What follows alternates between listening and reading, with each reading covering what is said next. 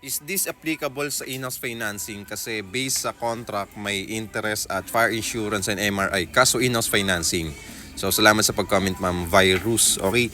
Yung sa in-house financing natin, meron din siyang MRI and fire insurance. So, ang maganda lang din kasi sa in-house financing, meron tayong fixing period na tinatawag. So, 25 years to pay yon, fixed na yon, 10.5% interest per annum or annually yung interest rate kapag sa 2-bedroom unit natin.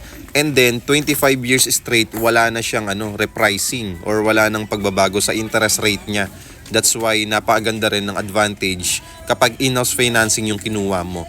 So para lang to sa mga sa mga hindi pag-ibig member at ayaw ipasok sa bank financing kung kukuha ng property dito sa amin. Pero kami pa din yung pinakamurang interest rate pagdating sa in-house financing. Kasi sa amin, 10.5% annually. Sa iba, umaabot ng 12%, 16%, 18% annually na interest rate pagdating sa in-house financing.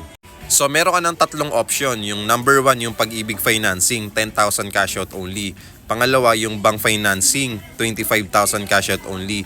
Pangatlo, at in-house financing na merong down payment na 300,000 pesos with 10.5% interest per annum.